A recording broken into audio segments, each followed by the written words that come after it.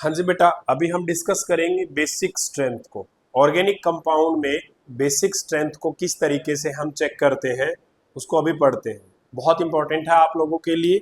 Amines के chapter में basic strength आपका सबसे ज़्यादा गिवन है, जो कि क्वेश्चन आपसे बहुत ज़्यादा पूछा जाता है।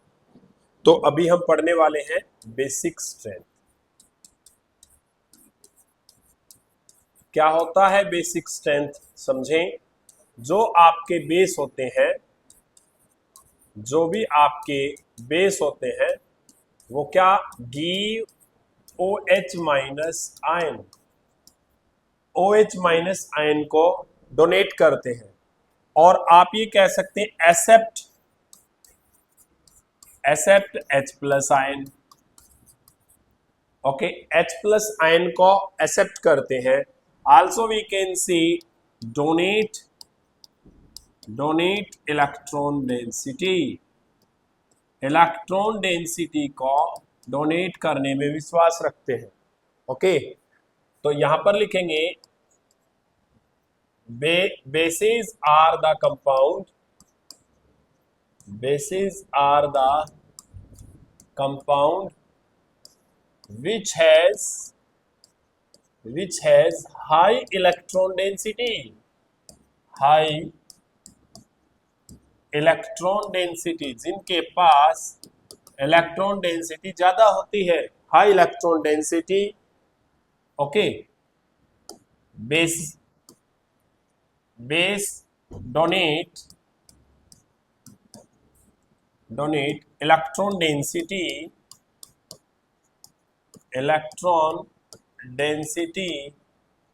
and form conjugate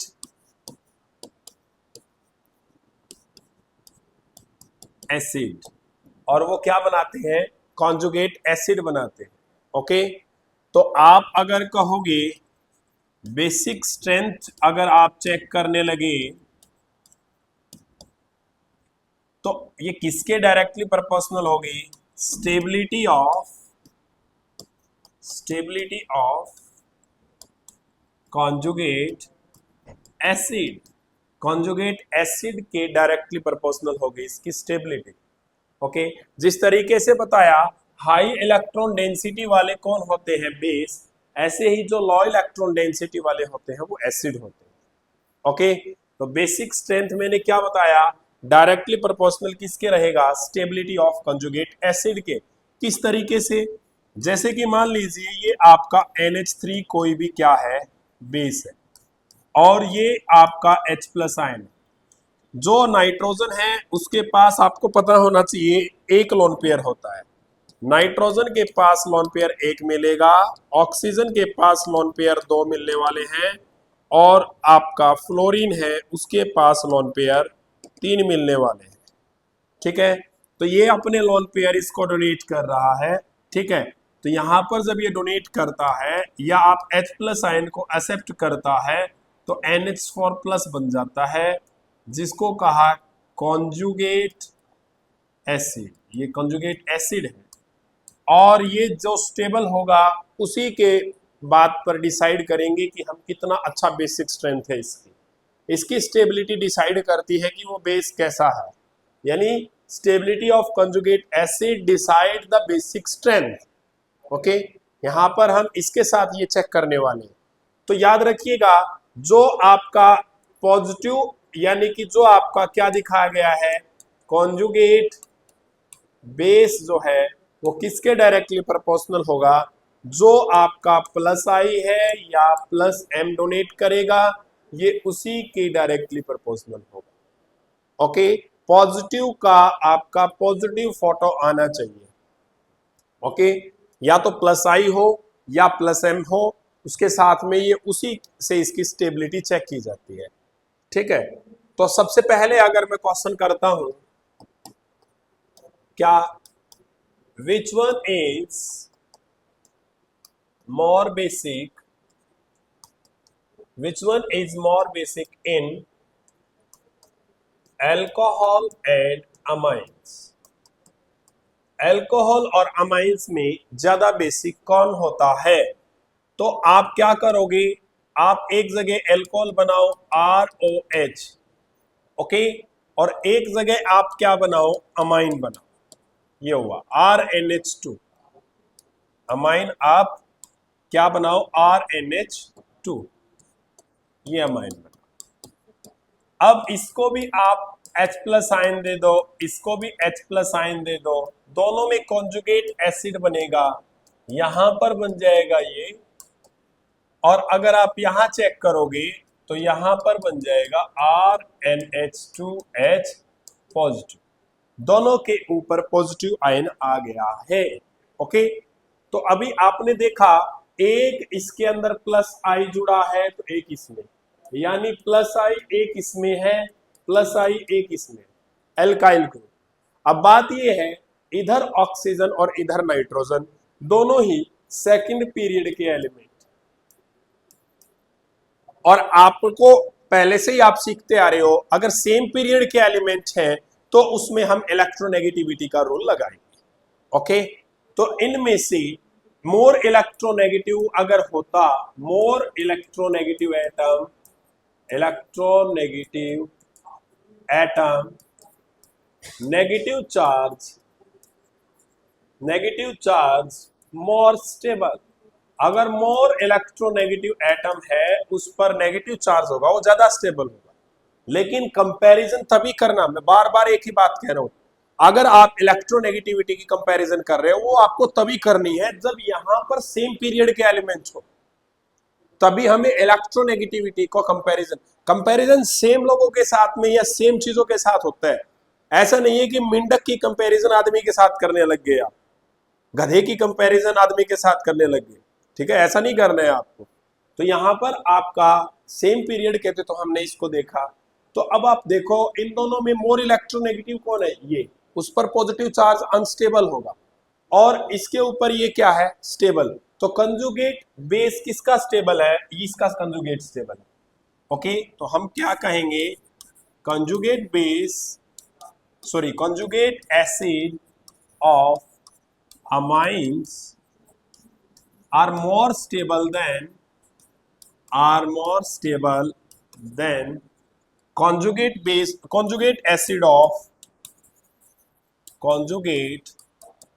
acids of alcohols, alcohol से ज्यादा स्टेबल होगा। Okay, so amines are more basic than alcohols, alcohol से ज्यादा बेसिक कौन होगा, अमाइंस होंगे। ओके, ठीक है जी, अब अपनी नेक्स्ट बात पर चलते हैं। अभी आप बात करें, एक होता है एलिफेटिक अमाइन, और एक होता है aromatic amine. Aromatic amines, aliphatic amines कौन सा होता है, जो आपके इस तरीके से कार्बन की जो चेन है, नॉन साइक्लिक चेन जिसके अंदर प्रेजेंट होती है, ये सारे आपके एलिफेटिक होते हैं, इस तरीके से है, या आपका ये दिया हुआ है CH3, ये सब एलिफेटिक है। अगर मैं क्या करता हूं, बेंजीन की रिंग जोड़ देता हूं इसके साथ में, यहां NH2 आ गया, या आपका ये बन गया C, यहां तो नाइट्रोजन होना चाहिए, ठीक है, यहां क्या लिखना है आपको, नाइट्रोजन, NH, ये CH3, ठीक है, या आपका इस तरीके से, यहां पर नाइट्रोजन, यहां पर क्या जुड़ गया, नाइट्रोजन, ठीक है, ये एरोमेटिक है सारे। ओके, तो यहां एक आपको क्या मिलने वाला है, हाइड्रोजन, और यहां लोन पेयर मिलने वाले हैं, ठीक है। अब जैसे कि अगर आपका इस तरीके से है,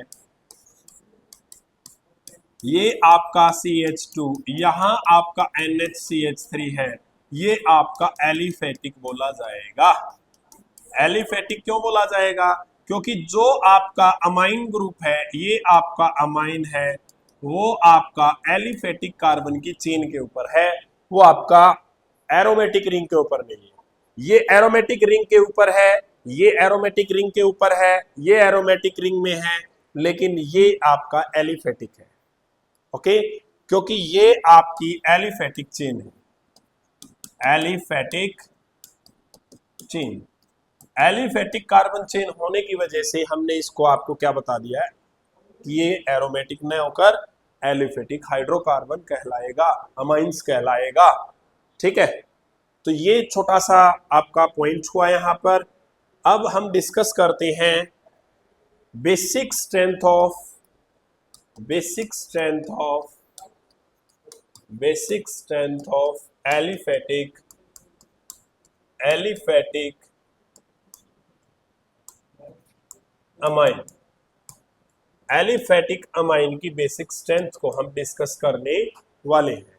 देखिए, आप लोगों को पता होगा कि RnH2, अगर RnRH और RnRR और NH3 ये नाइट्रोजन अगर एक एल्काइल ग्रुप से जुड़ा हुआ है तो इसको प्राइमरी अमीन बोलते हैं। अगर ये दो से जुड़ा हुआ है तो इसको आप सेकेंडरी अमाइन बोलते हैं। अगर ये तीन से जुड़ा हुआ है तो इसको टर्सरी बोलते हैं, टर्सरी अमाइन कहते हैं। और अगर आपका ये अकेला है तो इसको तो आप अमाइन कहोगे ही कहोगे, आप इसको तो अमाइन कहोगे ही कहोगे। ठीक है, अमोनिया गैस कह देते हो आप इसको, अमाइन ना कहकर आप इसको यहां पर क्या बोलना, अमोनिया। अमाइन तब होता जब आप इसके साथ एल्काइल ग्रुप जोड़ते। ठीक है, तो ये आपके प्राइमरी सेकेंडरी टर्सरी ग्रुप जुड़े हुए हैं। बेसिकली इन गैसियस फेज, अगर आपका गैसियस फेज आता है तो क्या होता है, ये आपका आर एन गैसियस फेज में H प्लस आयन गेन करेंगे और ये क्या बना लेंगे, RnH3 पॉजिटिव। ये क्या बनाएगा बेटे, RnRH, एक और H जुड़ जाएगा पॉजिटिव, और ये क्या बनाएगा आपका RnRR, एक H और आ जाएगा पॉजिटिव। ठीक है, और ये आपका NH4 पॉजिटिव बना लेगा। कैसे फेज की बात की है, गैसियस फेज की बात की है। H प्लस आयन दिखते ही इसने अपना lone pair H plus ion को डोनेट किया, H प्लस आयन को डोनेट किया। ये यहां से आते ही यहाँ पर H प्लस आयन था, इसने अपना लोन पेयर इसको दिया, इधर इसको H प्लस दिखते ही इसको डोनेट किया। ठीक है, इनके सभी के कॉन्जुगेट एसिड बन गए। अब कॉन्जुगेट एसिड में एक आपका इलेक्ट्रॉन डोनेटिंग ग्रुप है जो कि प्लस आई शो कर रहा है, इधर आपके दो हैं तो 2 प्लस आई इफेक्ट शो करने वाले हैं, और इधर आपके 3 प्लस आई इफेक्ट शो करने वाले हैं, और इधर एक भी नहीं है। तो जनरली आप चेक करोगे बेसिक स्ट्रेंथ, तो आपकी बेसिक स्ट्रेंथ का ऑर्डर ये होगा, और NH4 जो है वो आपका यहां पर आ जाएगा। यानी आपका टर्सरी अमीन जो है वो सबसे ज्यादा स्टेबल हो जाएगा, यानी उसका गैसियस फेज में बेसिक स्ट्रेंथ का ऑर्डर ये होगा। ओके, तो हमने क्या बताया अभी, in gaseous phase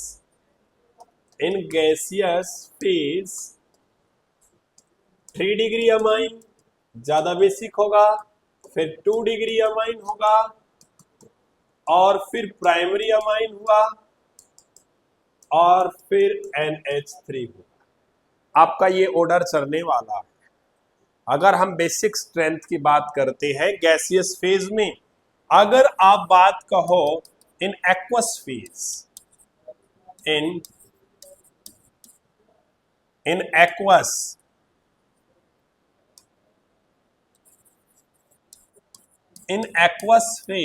aqueous phase में क्या होने वाला है, एक्वस फेज के अंदर यहां पर 2 फैक्टर आ जाते हैं। पहला क्या, सोलवेंट फैक्टर। सॉल्वेंट फैक्टर, और सेकंड वन क्या, स्टीरिक फैक्टर। दूसरा कौन सा, स्टीरिक फैक्टर। अब ये क्या बीमारी आ गई है जिंदगी में, नहीं। ओके, तो सॉल्वेंट फैक्टर को समझो, ये सॉल्वेंट फैक्टर कौन सी बीमारी है और स्टीरिक फैक्टर कौन सी बीमारी है। ठीक है, सॉल्वेंट फैक्टर में क्या है, जिस तरीके से आपका टर्सरी अमीन बनाया था RNRR, ये आपका सेकेंडरी अमीन बनाया और ये आपका प्राइमरी अमीन बनाया और ये आपका यहां पर अमोनिया बनाया। अब इन्होंने अगर हाइड्रोजन बॉन्ड बनाना पड़े तो आपको पता है यहां से एक हाइड्रोजन बॉन्ड बन पाएगा।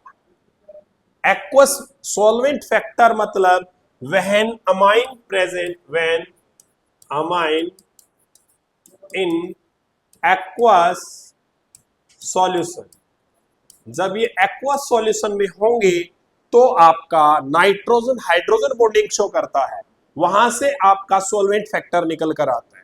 जो भी आपका सॉल्वेंट ले रहे हो आप, एल्कोहलिक मीडियम है या आपका एक्वस मीडियम है, तो वहां पर आपका ये हाइड्रोजन बॉन्ड बनाता है, उसी को हम क्या कहते हैं, उसी को सॉल्वेंट फैक्टर कह रहे हैं। तो यहाँ हाइड्रोजन बॉन्ड कितने बन पाएंगे, यहाँ हाइड्रोजन बॉन्ड एक ये बन पाया और एक इसके साथ दूसरे वाला नाइट्रोजन हाइड्रोजन बॉन्ड बनाएगा, यहाँ दो बन पाएंगे। तो यहाँ पर कितने बन पाएंगे, यहाँ पर आपके 3 हाइड्रोजन बॉन्ड बन पाएंगे।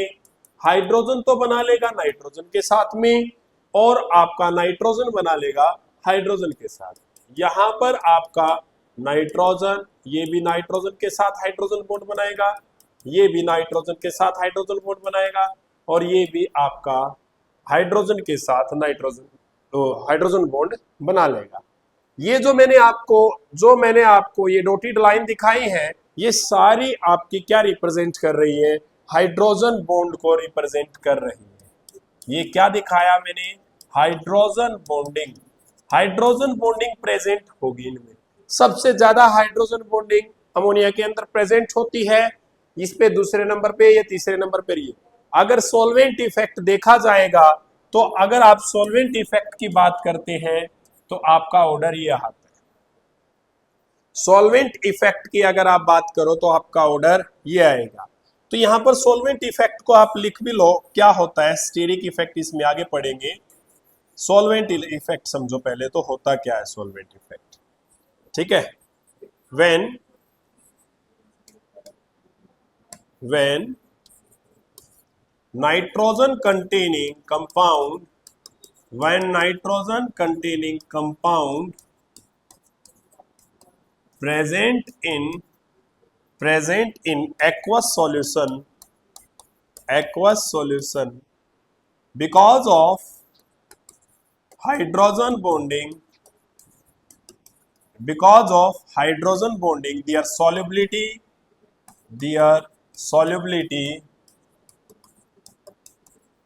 their solubility affected, इनकी solubility क्या हो जाती है, affected।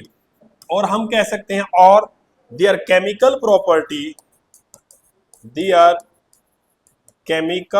and physical, जो इनकी केमिकल और फिजिकल प्रॉपर्टी है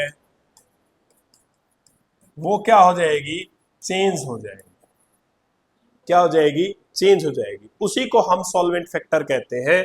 जब हम एक्वस सॉल्यूशन के अंदर नाइट्रोजन कंपाउंड को डालेंगे तो वो उसके साथ हाइड्रोजन बॉन्ड बनाता है। हाइड्रोजन बॉन्डिंग की वजह से उसकी सॉल्युबिलिटी और उसकी फिजिकल और केमिकल प्रॉपर्टी, सॉल्युबिलिटी भी फिजिकल प्रॉपर्टी है, ये अफेक्ट हो जाएगी। कहने का मतलब ये, ठीक है। तो ये तो आपका कौन सा सॉल्वेशन फैक्टर हुआ। और आपने स्टीरिक फैक्टर कौन सा पढ़ा, स्टीरिक फैक्टर क्या होता है। स्टीरिक फैक्टर अभी आपको बताया, जैसे टर्सरी ग्रुप है आपका, जो आपका टर्सरी ग्रुप है और सेकेंडरी ग्रुप है और प्राइमरी ग्रुप है, तो इनके अंदर जो ये प्लस आई इफेक्ट जो आप दे रहे हो, 3+I है, इसमें 2+I है, इसे स्टीरिक फैक्टर कहते हैं। ये 1+I है। स्टीरिक फैक्टर बोले तो इसमें यहां पर कितने सब्स्टिट्यूएंट जुड़े हुए हैं नाइट्रोजन के साथ। Steric factor means number of carbon substituent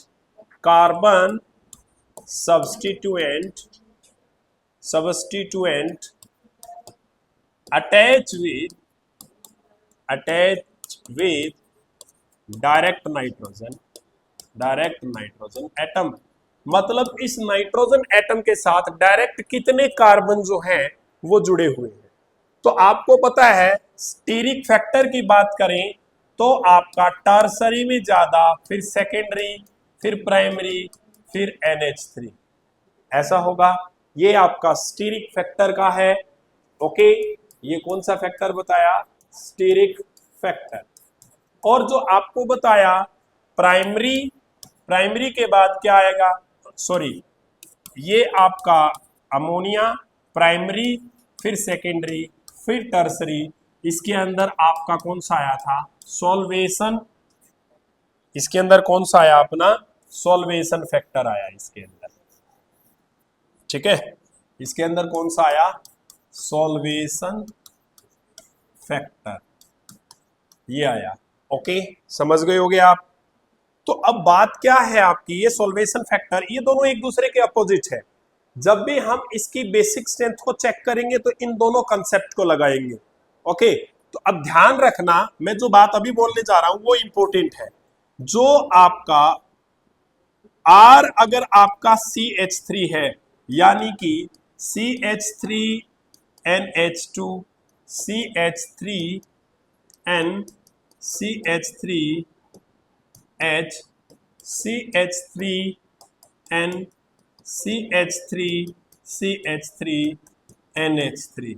अगर आपका एल्काइल ग्रुप अगर CH3 है तो आपका जो ऑर्डर होगा उसमें सेकेंडरी सबसे आगे आएगा।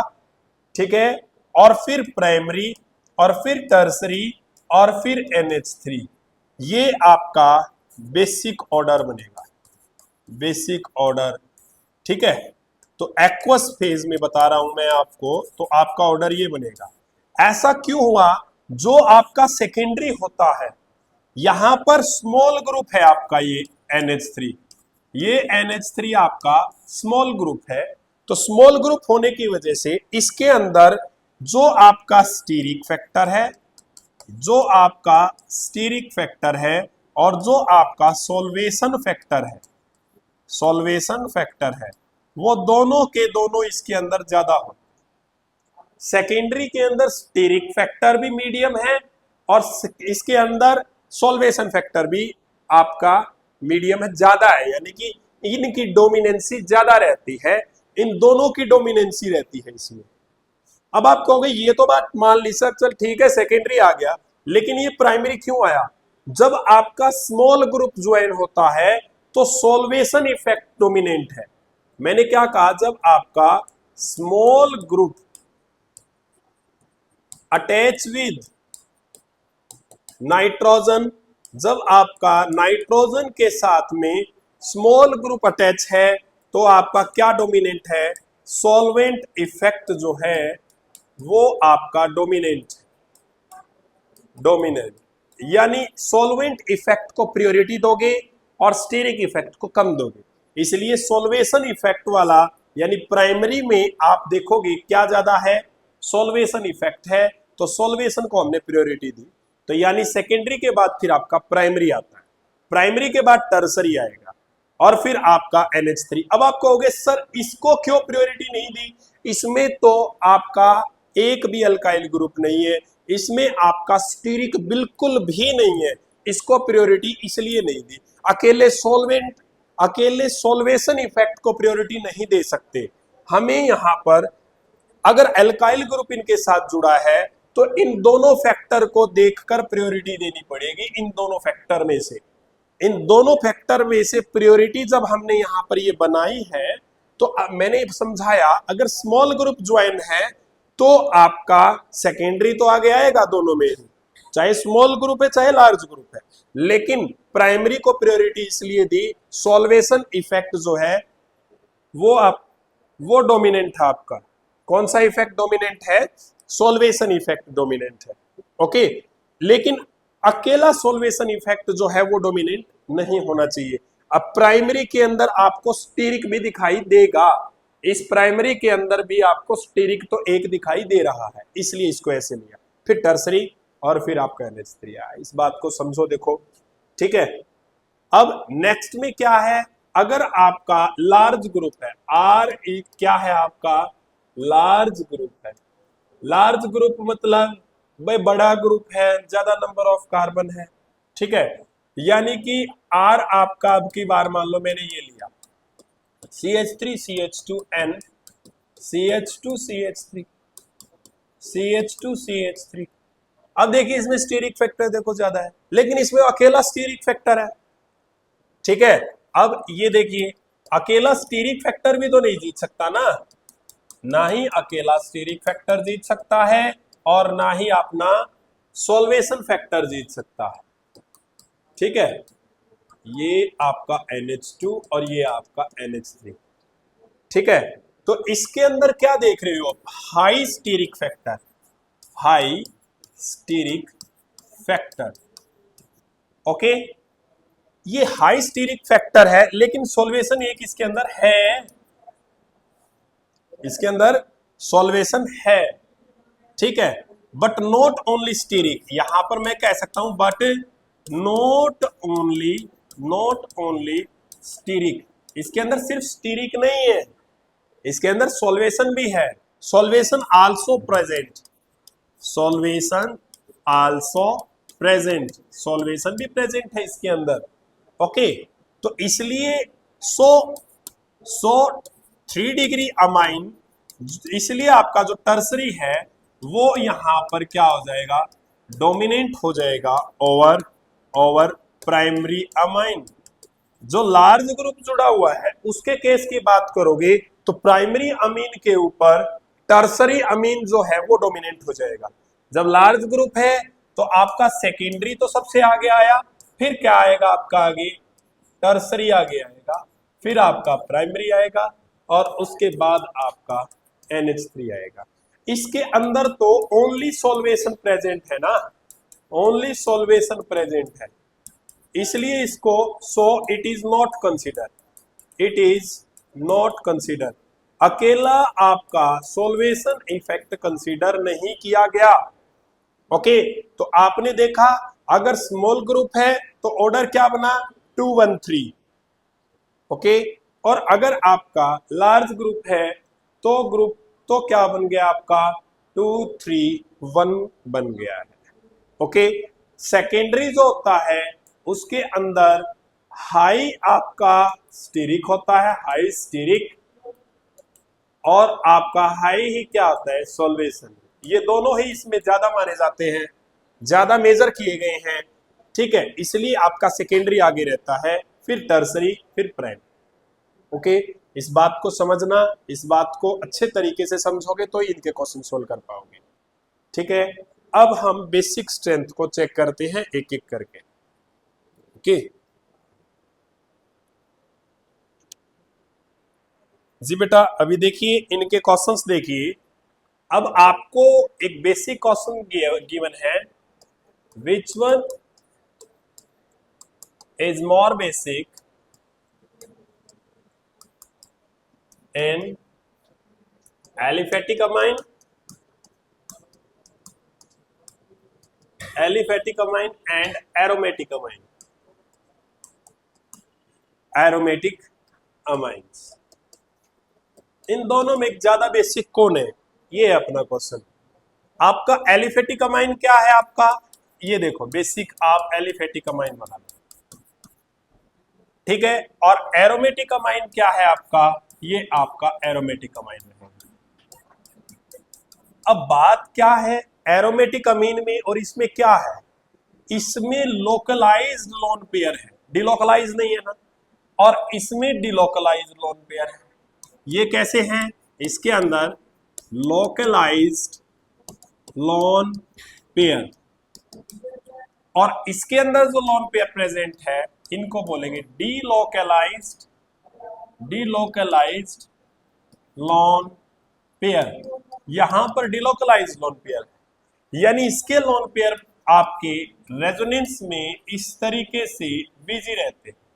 यानी आप कह सकते हैं, हम कह सकते हैं लोन पेयर जो है वो बिजी है इन रेजोनेंस। लोन पेयर किस में बिजी है? रेजोनेंस में बिजी, लेकिन इसके तो कहीं नहीं बिजी है ना। अगर आप इनको H प्लस आयन देते हो तो ये जल्दी आता है या ये जल्दी? ये फास्टली आता है, ये फास्टली अटैक करेगा, क्योंकि इसके लोन पेयर तो कहीं बिजी नहीं है और इसके लोन पेयर वहां पे बिजी थे, इसलिए वो लेट आएगा। तो इसलिए हम हमेशा कहेंगे क्या? Aliphatic amines are more basic than aromatic amine। Aromatic amine से एलिफेटिक अमाइंस जो है वो ज्यादा बेसिक होते हैं, ये बात याद रखनी है। ठीक है, दूसरी बात क्या रखनी है याद? अगर इसको H प्लस आयन दिया, दूसरा रीजन क्या है? H प्लस आयन दिया, ये बना NH3 प्लस, और ये क्या बन जाएगा? ये भी आपका H प्लस आयन को NH3 प्लस बना लेगा। इन दोनों में एक डिफरेंस देखिए, ये जो है आपका ये इंडक्टिव स्टेबल है। क्या है आपका? इंडक्टिव। अभी आप कहोगे सर ये इसको यहां पर इस तरीके से रेजोनेंस स्टेबलाइज हो जाएगा, जो कि बिल्कुल गलत है, ऐसा हो ही नहीं सकता। ऐसा नहीं हो पाएगा कि ये इस तरीके से यहां पर रेजोनेंस स्टेबलाइज हो। यहां पर रेजोनेंस स्टेबलाइज ना होने का कारण, यहां there is no vacant orbital, यहां पर there is no vacant orbital for resonance. Resonance के लिए यहां पर वेकेंट ऑर्बिटल है ही नहीं, तब भी हम कहेंगे कि ये ज्यादा स्टेबल होगा, और ये ज्यादा स्टेबल है, तभी तो हमने कहा aliphatic amines are more basic than aromatic amines. Nitrogen के पास यहां पर कोई भी वेकेंट ऑर्बिटल नहीं है। कैसे नहीं है? कैसे पता चला? जैसे नाइट्रोजन है 1s2 2s2 2p3 इसकी इलेक्ट्रॉनिक कॉन्फ़िगरेशन है। सेकंड सेल में आपके 4 3 और 2 5 इलेक्ट्रॉन है, तो 1 2 3 4 5 ये ऐसे भरे, और इसने 3 बॉन्ड ऑलरेडी आपके बना लिए हैं। इस नाइट्रोजन ने 3 बॉन्ड ऑलरेडी आपके बना लिए हैं, 2 H के साथ और एक आपका फिनाइल रिंग है इसके साथ। अब इसने एक जो ये अपना इलेक्ट्रॉन है ये अपना H प्लस को डोनेट कर दिया, इसलिए पॉजिटिव आ गया, यानी ये इलेक्ट्रॉन हाइड्रोजन के साथ बॉन्ड बनाने में बिजी। खाली जगह और कहां है? जो आपका इनकमिंग जो इसका रेजोनेंस वाला आएगा वो इनमें से कहां पर आएगा? कहीं नहीं आ सकता। ओके, नाइट्रोजन में वो कहीं नहीं आ सकता भाई, ये तो इसने इसको दिया हुआ है, यहां वेकेंट स्पेस नहीं है, तो हमने क्या कहा? There is no vacant orbital, no vacant orbital present. यहां पर कोई भी वेकेंट ऑर्बिटल जो है वो प्रेजेंट नहीं। समझ आ रहा है? कोई डाउट है इस बात में? ठीक है, आगे देखिए। अब हमारा क्वेश्चन आता है नेक्स्ट, CH2 C2H5 NH2। क्या क्वेश्चन है? C2H5 NH2। नेक्स्ट है C6H5 NH2, C6H5 NH2, फिर आपका NH3 है, फिर से आपका C6H5 CH2 NH2 ये है, और फिर आपका C2H5 2NH है, ये है आपका। ओके, तो आप इसमें देखिए ये आपका एलिफेटिक है। कैसा है ये? एलिफेटिक। ये आपका एरोमेटिक, ये आपका अमाइन ही है, और ये आपका क्या है? एलिफेटिक, और ये क्या है आपका? एलिफेटिक। पहले तो अगर आप बेसिक स्ट्रेंथ चेक करना है, देखो ये एरोमेटिक कैसे हो जाएगा भाई? यहां पर CH2 के साथ में जुड़ा है। अरे ये आपका इस तरीके से है जनाब, ये आपका CH2, ये आपका NH2। एरोमेटिक कैसे है अमीन? मेन बात है ये नाइट्रोजन के साथ एरोमेटिक है ही ना, ये है शक्ति बेंजीन की रिंग एरोमेटिक, लेकिन ये तो आपका एलिफेटिक बना हुआ है। फंक्शनल ग्रुप तो एलिफेटिक चेन के साथ में है, इसलिए एलिफेटिक कहलाएगा। यानी ये तो आपका सबसे लास्ट में आएगा। ये एरोमेटिक है तो सभी के लिए मैंने बता दिया एरोमेटिक कम बेसिक होता है एलिफेटिक से।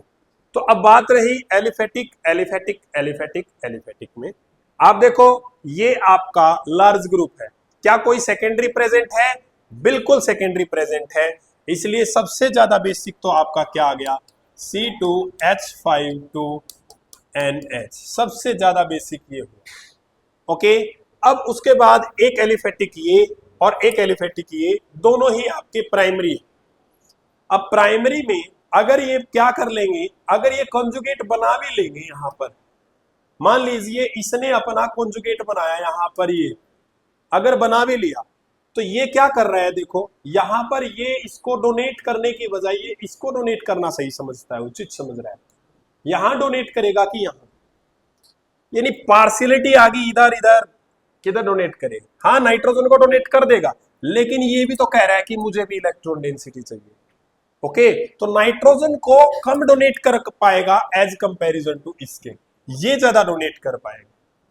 ओके, तो इसके बाद अपना कौन सा आएगा? C2H5NH2, और फिर कौन आएगा? फिर ये आएगा आपका C6H5CH2NH2, और फिर आपका आएगा NH3, और फिर आपका C6H5NH2 आएगा। That is important question. आप देख लीजिए किस तरीके से मैंने बताया। पहले हमने एलिफेटिक और एरोमेटिक में डिफरेंस समझा, उसके बाद हमने बताया स्टेबिलिटी के बेसिस पर कि यहां पर तो जो CH2 है वो इलेक्ट्रॉन डेंसिटी NH3+ को कम दे पाएगा, ये ज्यादा दे पाएगा, तो इसलिए ये ज्यादा स्टेबल हुआ, ये कम स्टेबल हुआ, इसलिए ये आगे आएगा, फिर ये ऑर्डर बन जाएगा। ठीक है, नेक्स्ट क्वेश्चंस देखिए आपके किस तरीके से है। C2H5NH2, C2H5 2NH, C2H5 3N, और C6H5NH2, CH3NH2, CH32NH, CH33N, and C6H5NH2, C6H5NH, CH3, C6H5NH2, C6H5 CH2NH2 है। यहां पर क्या है? CH2, और यहां जुड़ा हुआ है NH2। ठीक, तो इसमें देखिए ये भी आपका एलिफेटिक है, और ये आपका एलिफेटिक है, ये आपका एलिफेटिक है, और ये आपका एरोमेटिक है। सिंपल सी बात है। तो एलिफेटिक है तो सेकेंडरी दिखाई दे रहा है ना, ये लार्ज ग्रुप प्रेजेंट है। लार्ज में क्या आता है? 2 3 1, तो अब आपका पता ही चल गया होगा आपको 2 कौन से वाला, यानी C2H5 2NH, 3 वाला C2H5 3N वाला, और फिर क्या आएगा 1 C2H5NH2। ओके, और अब आपका C6H5NH2 ये ग्रुप आ जाएगा। ओके, क्लियर है। अगर इसकी बात करते हैं, ये आपका स्मॉल ग्रुप प्रेजेंट,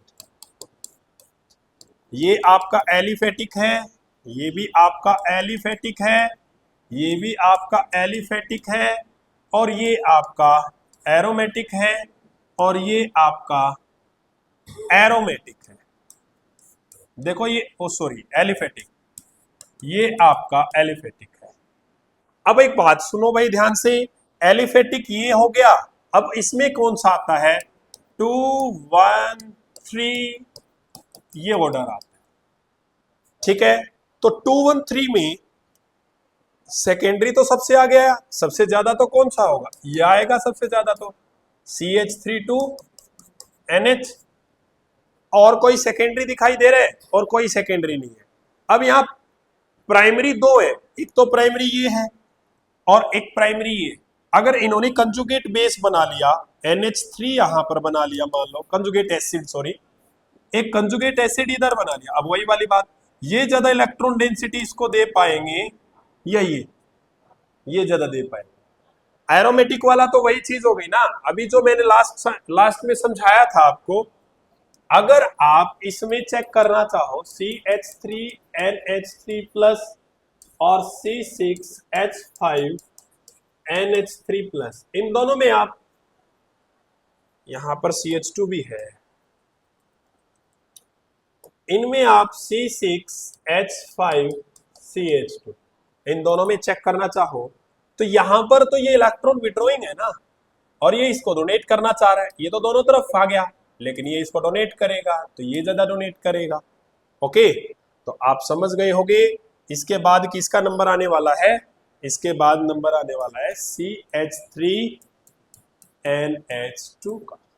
ओके, अब किसका नंबर आने वाला है, टर्सरी का नंबर नहीं, पहले प्राइमरी लिखो, C6H5CH2NH2, और अब टर्सरी का नंबर आएगा CH3 और अब किसका, एरोमेटिक्स का C6H5NH2।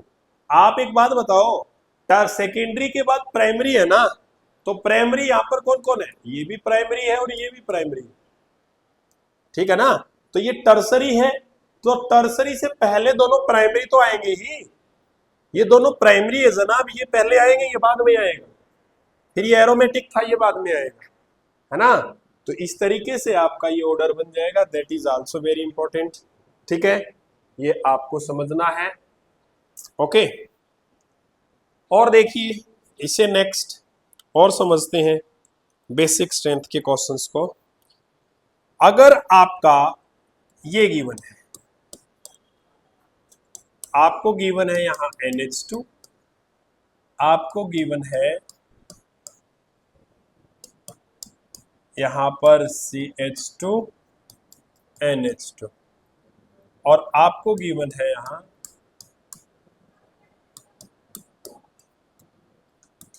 NHCH3।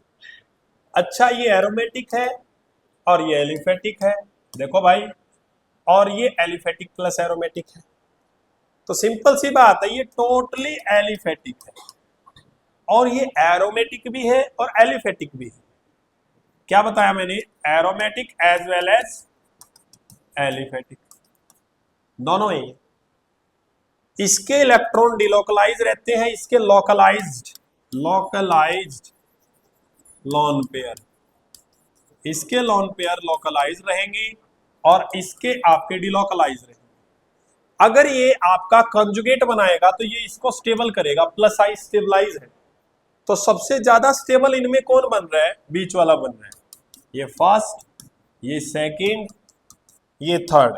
इनमें आप देखोगे तो सेकंड वाला सबसे ज्यादा आपका बेसिक स्ट्रेंथ में आया, उसके बाद आपका थर्ड स्टेबल आया, और उसके बाद आपका फर्स्ट आया, तो ये बेसिक स्ट्रेंथ का ऑर्डर है।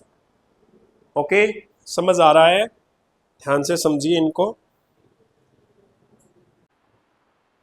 देखिए बेटा, नेक्स्ट एग्जांपल अपनी क्या है,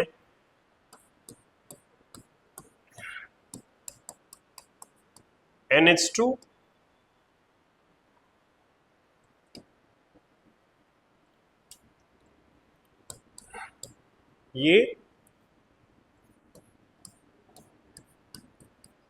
ये पायरिडीन है अपना, ये एनिलीन था, ये एनिलीन, ये पायरिडीन,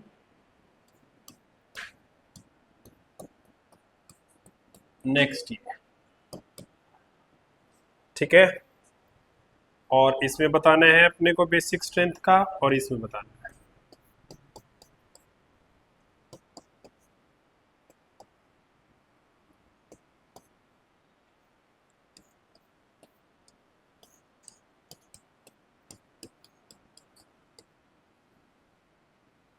NS2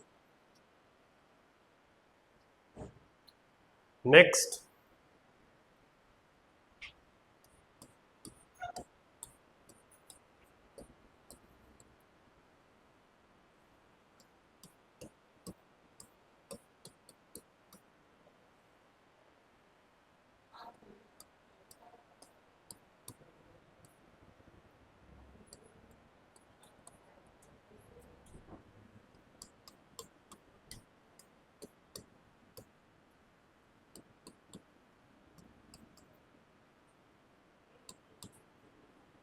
इनमें बेसिक स्ट्रेंथ का ऑर्डर अपने को चेक करना है कि कौन सा ज्यादा बेसिक है कौन सा नहीं।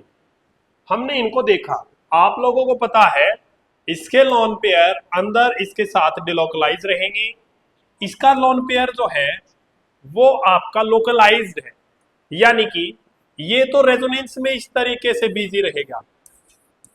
ओके, ये जो लोन पेयर है ये आपका बिजी नहीं रहता, ये चलता है, यानी ये जो लोन पेयर है वो कहेंगे लोकलाइज्ड है।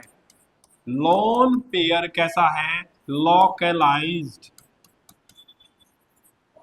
और इसमें क्या कहेंगे? लोन पेयर जो है, लोन पेयर डीलोकलाइज्ड, डीलोकलाइज्ड।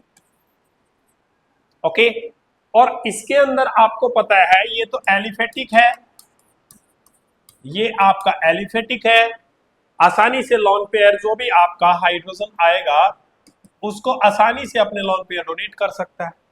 तो बेसिक स्ट्रेंथ का ऑर्डर अगर फर्स्ट सेकंड थर्ड में हम चेक करने लगे तो थर्ड तो आपका आएगा सबसे पहले, फिर सेकंड और फिर फर्स्ट आपका आएगा। अब आप कहोगे सर ये आगे क्यों आया? अरे बेटे बताया ना, इसके लोन पेयर लोकलाइज्ड है, it is not busy in the resonance, so it will easily donate by pyridine compound, ये आसानी से दिया जा सकता है। ये लोकलाइज्ड है, डिलोकलाइज्ड नहीं है।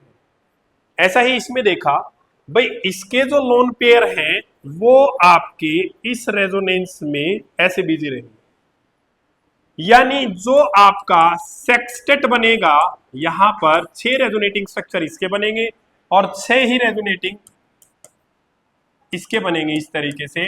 तो ये आपके अंदर ऐसे लोकलाइज डिलोकलाइज। तो ऐसे ऑब्जर्व किया है कि जो ये रिंग बन रही है, इस रिंग के अंदर जो आपके इसके नाइट्रोजन के लोन पेयर है, lone pair of nitrogen, nitrogen delocalised, delocalised. और अगर इसकी बात करते हैं तो इसकी बात करते हैं इस रिंग की, ये अपने आप में एरोमेटिक है, इसको एरोमेटिक बनाने के लिए इसके इलेक्ट्रॉन को डिलोकलाइज करना पड़ा और ये अपने आप एरोमेटिक है। तो हम कहेंगे लोन पेयर नॉट डिलोकलाइज, यानी लोकलाइज है, डिलोकलाइज्ड इन सेक्सटेट, यानी आपकी जो ये रिंग है ये खुद ही एरोमेटिक है, इसको एरोमेटिक इन लोन पेयर से बनाया गया है, इसलिए हम क्या कहेंगे? ये ज्यादा स्टेबल है, मोर बेसिक है। ओके, ये इन लोन पेयर से एरोमेटिक बनती है, ये आपकी इनसे बगैर इसके लोन पेयर के एरोमेटिक बनी, ये लोकलाइज लोन पेयर कहा गया, इसलिए ये ज्यादा बेसिक कहलाया यहाँ पे। ओके, समझ आ रहा होगा आपको? अब इसमें देखिए, ठीक है, यहां पर इसका लोन पेयर प्रेजेंट है, यहां पर नाइट्रोजन का प्रेजेंट है, ये सब देखिए आप। अब इसमें भी आपका लोकलाइज्ड लोन पेयर है, लोकलाइज्ड लोन पेयर, इसमें भी लोकलाइज्ड है और इसमें भी लोकलाइज्ड है और इसमें भी लोकलाइज्ड है। लेकिन आपका ये जो लोन पेयर है ये मोर इलेक्ट्रोनेगेटिव पर है। एक बात खुद सोचो, इलेक्ट्रोनेगेटिव कौन होता है? जिसके पास हाई इलेक्ट्रॉन डेंसिटी प्रेजेंट हो। यहां पर आपका डबल बॉन्ड प्रेजेंट है, तो यहां लोन पेयर जो प्रेजेंट है ना, lone pair present on more electronegative nitrogen, more electronegative nitrogen. अब आप कहोगे सर कैसी बात कर रहे हो, इन सभी में नाइट्रोजन तो है, ये ज्यादा इलेक्ट्रोनेगेटिव कैसे हुआ? एक तो बेटा नाइट्रोजन प्रेजेंट हो डबल बॉन्ड के साथ, और एक ज्यादा आपकी सिंगल बॉन्ड के साथ। ये वाली नाइट्रोजन जो है ये मोर इलेक्ट्रोनेगेटिव होती है, और ये वाली आपकी कैसी है? लेस इलेक्ट्रोनेगेटिव है। इन दोनों को कंपैरिजन करते हैं तो आपकी ये मोर इलेक्ट्रोनेगेटिव है। तो मोर इलेक्ट्रोनेगेटिव है तो लोन पेयर आसानी से नहीं देगी, सिंपल बात है। इन तीनों में से बनेगा, ये सबसे लास्ट में जाएगा। ओके, ये आपका फर्स्ट कंपाउंड है, ये सेकंड कंपाउंड है, ये थर्ड कंपाउंड है, ये फोर्थ कंपाउंड है।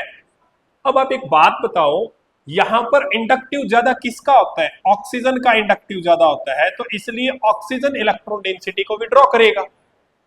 और यहां पर आपका जब ये प्रोटॉन ले लेगा तो ये NH बनेगा और ये पॉजिटिव बनेगा, इसको तो डेंसिटी चाहिए थी, है ना? ये तो माइनस आई इफेक्ट हो गया ना। तो यहां पर तो आपका ऑक्सीजन ने यहां से माइनस आई इफेक्ट शो कर दिया। इधर कोई माइनस आई वाला है ही ना, इधर नाइट्रोजन है, विड्रॉ ये भी करेगा। अब वही वाली बात, ये इधर जाए कि इधर जाए, ये इधर जाए कि इधर जाए, आप ये माने चलो ठीक है, यहां से ये इसको जा रहा है और ये इसको जा रहा है, लेकिन फिर भी इसको तो इसको तो जितने भी कार्बन है उन सभी से क्या मिल रहा है?